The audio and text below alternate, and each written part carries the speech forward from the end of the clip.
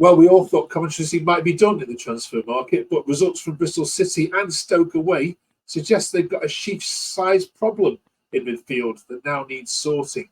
What is going wrong with Coventry City away from home? We've got Tom to answer that for us on Where Sky Blues Walk.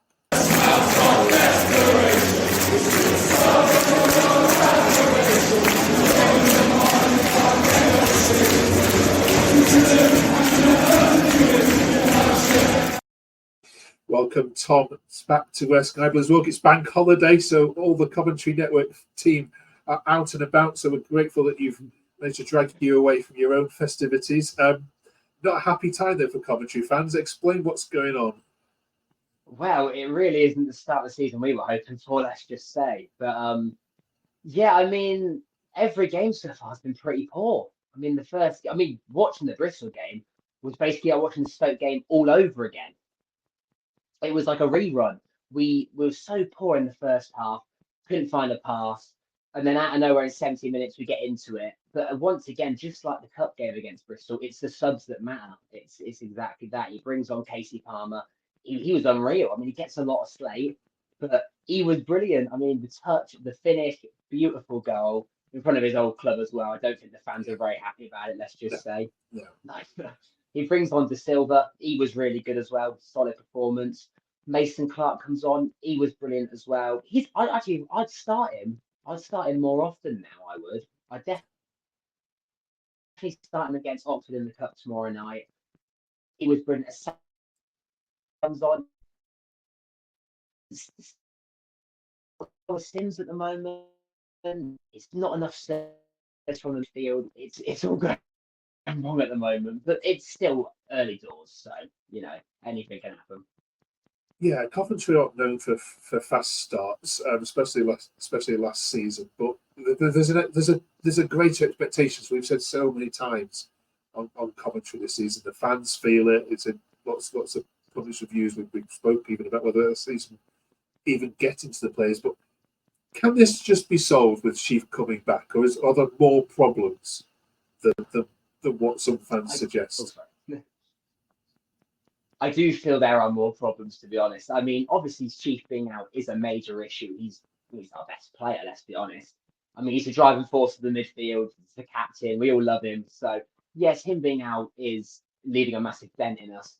But also, as well, I think we just, I don't know what's going on with the defence either. We have 4 defenders, but they just keep switching. We need to find 2 of them that can stay at the back and play pretty much every game. Because I would definitely keep Binks at the back. I think he's solid.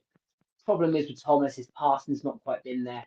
Kitchen hasn't really had a chance to do anything this season. Joel was quite solid against Bristol, so maybe keep it with Joel and Binks for now. But we just keep changing it around, and as well, we've only got Milan at right back. I want to bring another right back for cover just in case, because obviously Joel can play right back, but he's not as quick as Milan. So but again, I'd bring in another centre mid as well.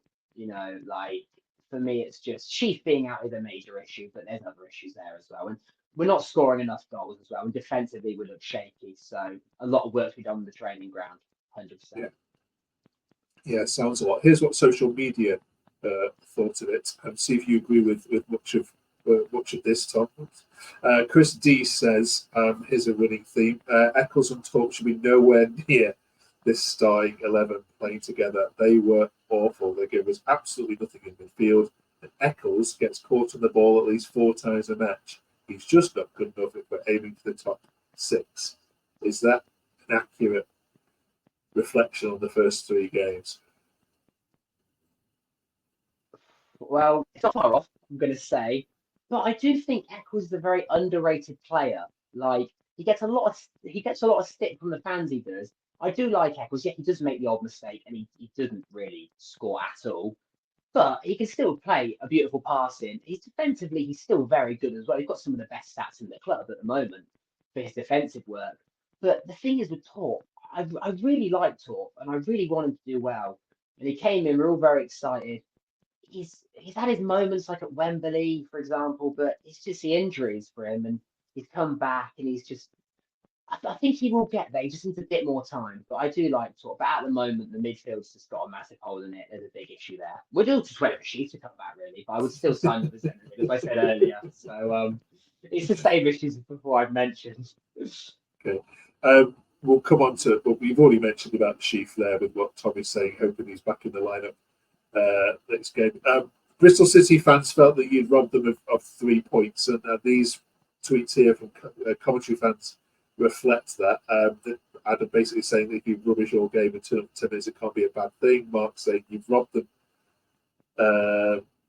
We've robbed them of 3 points. Best thing about this game is to take a point when we've been poor for 79 minutes. Our midfield needs to be strengthened. Eccles now off it. And Dovin made some great saves, and actually the goalkeeper was coming in for quite a lot of praise from Coventry fans. Did you think he did well? Well, Dobbin, sorry. Dovin, yeah, sorry. Yeah. Oh, he was my man of the match all day. All day, he was my man of the match. I thought it was sensational. I mean, the amount of he kept us in the game. If it wasn't for him, we would have lost. And I do sort of agree with it. We did nick a point off them, to be honest.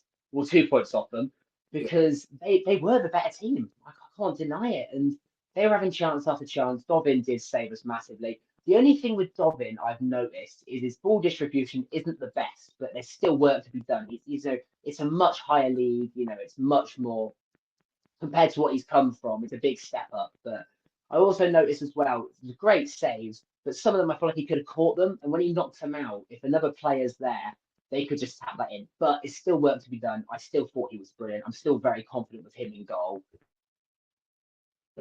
But obviously, some needs to catch it a bit more. But yeah.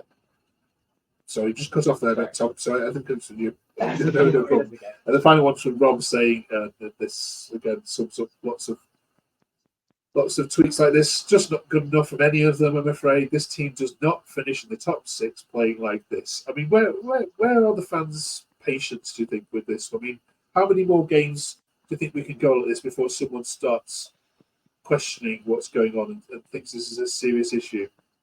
Yeah, that's the thing. Some of our fans, I love our fan base, obviously, but some of them can be very fickle. And it's all a process at the end of the day. Look at our previous seasons; we start off terrible, then we eventually get into it. But for me, I'd give it a few more games, and then some fans will be calling for Robin's head, which should never happen. Not with someone like Mark Robbins. He's saved the club. You could never get rid of him. For me, we could get relegated, and he would still be the man for the job. But some fans are already starting to lose their heads. It's such early doors, though. We do this all the time. There's still a few more players, a few new players that have come in to gel together. We might sign 1 or 2 more. Maybe then 1 or 2 more signings might push things through. Obviously, there's still a lot of games going. So I'm still going to stay quite positive at the moment. All right, we'll talk about Norwich in a second, though. But you have made a signing since we last spoke to you. It's teenage striker Norman. I don't know how many teenagers are called Norman these days. Norman Bassett from the French second tier. All right, honestly, what do we know about Norman?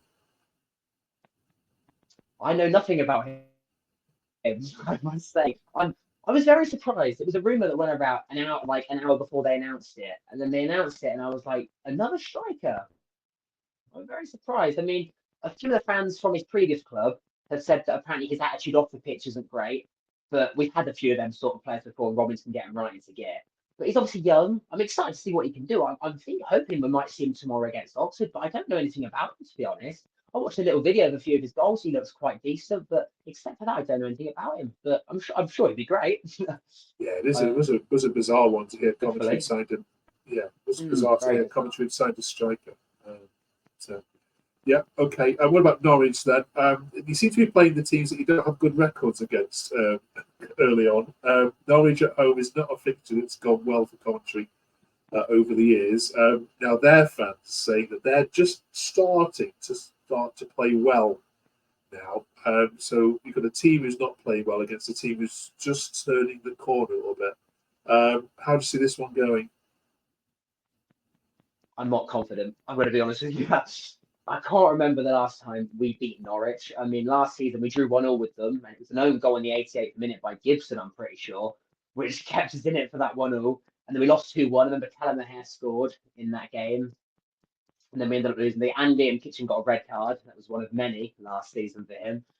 Yeah, I'm not very confident. I mean, I think we could scrape a draw. I've gone for a 1-1, I reckon. Maybe a 2-1. But it's a fixture I never look forward to is Norwich at home. Our record against them is terrible. And their team, I mean, they've got Callum Doyle in defence, a player I highly rate. I mean, he was with us a few seasons ago. They've got Josh Sargent. I mean, he's literally pinging in goals for fun every week. I mean, he's one of the best players in the championship, one of the best strikers. He's absolutely unreal. I mean, a player I massively rate. I'm surprised he's still there, to be honest. But I think there was some interest on the Prem, but he stayed, so fair play to him. But yeah, it could be any score on Saturday. It's really not a good one for us, especially with a bad start. They're starting to become good. It could go anyway, but I'm going to say a draw. Let's say a bit confident for it. But yeah.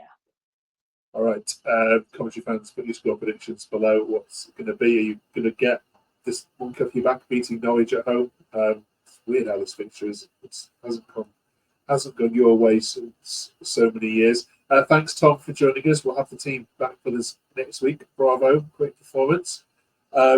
We'll also be reviewing the transfer window next week as well, because that will slam shut and we'll see just what or who arrives. Tom, do you expect this to be a quiet deadline day for Coventry, though?